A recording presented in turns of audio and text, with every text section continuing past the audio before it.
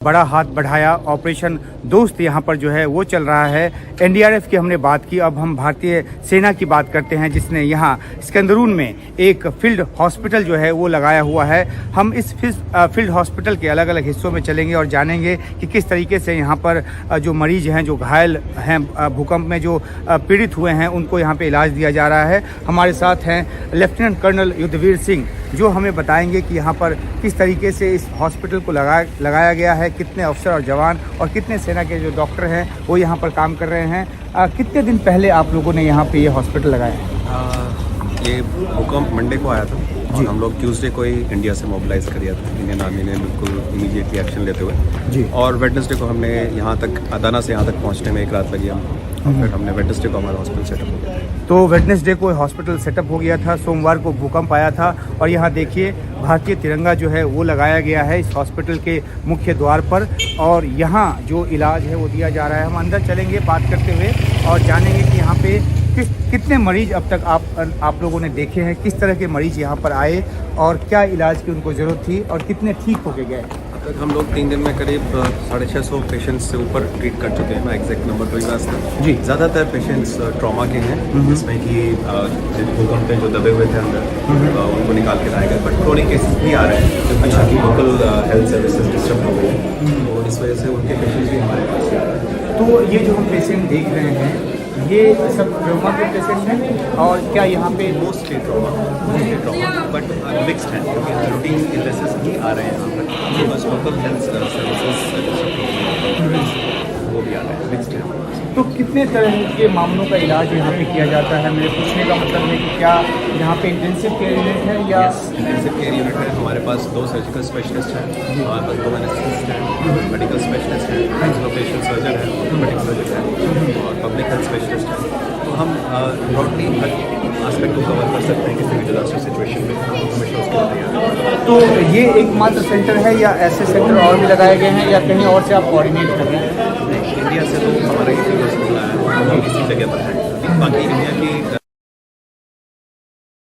कोशिश करते हैं कि किस तरीके से जो तुर्की के जो बाशिंदे हैं, जो यहाँ के नागरिक हैं, वो यहाँ हॉस्पिटल में इलाज के लिए आ रहे हैं। जैसा कि हमें लेफ्टिनेंट कर्नल ने बताया कि ज़्यादातर जो मरीज हैं उनको ज़्यादातर जो मरीज हैं उनको ट्रॉमा हुआ है और जिस तरह से यहाँ पे बड़ा हादसा हुआ है, ऐसे में ट्रॉमा जो है एक बहुत ही कॉमन सी बात है, वो होता ही है। हालांकि यहाँ पे इंटेंसिव केयर यूनिट भी है, लेकिन जिस तरीके से यहाँ भीड़ है इससे आप अंदाज़ा लगा सकते हैं कि कैसे यहाँ का जो स्थानीय मेडिकल सिस्टम है वो कोलैप्स कर गया है। बहुत सारी इमारतों को नुकसान पहुँचा है, जिसमें हॉस्पिटल भी शामिल है, पुलिस स्टेशन भी शामिल है। हॉस्पिटल की जो कमी है उसको दूर करने के लिए ही भारतीय सेना की तरफ से एक कोशिश की जा रही है। तो आप लोग का प्लानिंग क्या है, कितने समय के लिए यहाँ पे रहेंगे या अब ये पूछना जल्दबाजी है? अब ये पूछना जल्दबाजी होगी। हम लोग ओपन माइंड से आए, जब तक इंडिया चाहेगा यहाँ पे रहेंगे, जब तक सो रिप्लेनिशमेंट भी वो लोग हमारी दवाइयों की भेज रहे हैं इंडिया से, जहाँ जा रहे हैं बराबर कल ही एक जहाँ जाएगा क्योंकि हमारी दवाइयों को रिप्लेनिश करेंगे।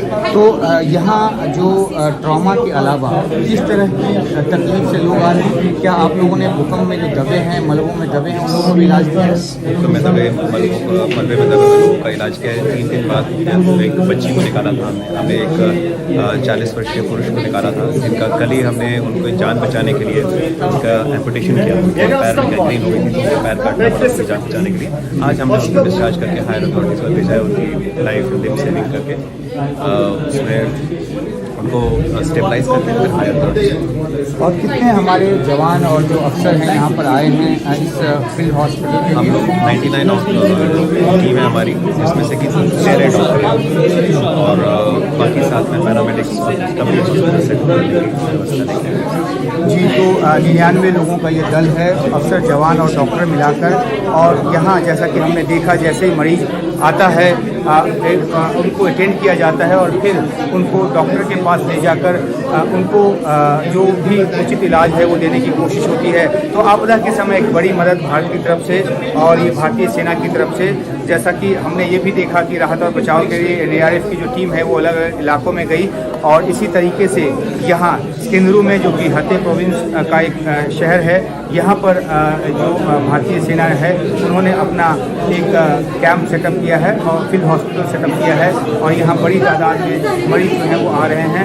हम कोशिश करेंगे मरीजों से भी बात करने की, लेकिन फौरी तौर पे ये जो एक राहत है वो बड़ी राहत यहाँ के लोगों के लिए और ये उनके चेहरों पर भी नज़र आता है। और यहाँ पे बुज़ुर्ग भी हैं, युवा भी हैं, हर तरह के जो लोग हैं वो यहाँ पर पहुँच रहे हैं। So, how many patients coming here every day? Every day for 300 or 400, maybe the hours. I don't know for the real number, but a lot of people are coming here. And what kind of patients coming here? And there's a big incidence or little incidents like trauma or felt or broken or traumatic things. But there's not such a big deal here. And you are from this city? Yeah, I'm here. And what's the condition of health system here? Our health system normally was good, but our hospital was destroyed by earthquake. Then we need your help, and you came here for that. Thank you for your help. शुक्रिया। तो ये thank you कह रहे हैं भारत को help के लिए। ये यहीं स्केंदरू के शख्स हैं, यहाँ पे ट्रांसलेटर का काम कर रहे हैं और कह रहे हैं कि 300-350 मरीज जो हैं वो रोज़ यहाँ पे इलाज के लिए आ रहे हैं। तो भारत की तरफ से एक बड़ी मदद तुर्की को, और इसलिए तुर्की की तरफ से कहा गया है कि जो दोस्त शब्द है वो उसका मतलब तुर्की में और भारतीय भाषा में एक ही होता है और भारत जो है दोस्ती का धर्म बखूबी निभा रहा है और ये हॉस्पिटल जो है उसका एक बड़ा उदाहरण है। स्केंदरू से उमाशंकर सिंह, NDTV इंडिया।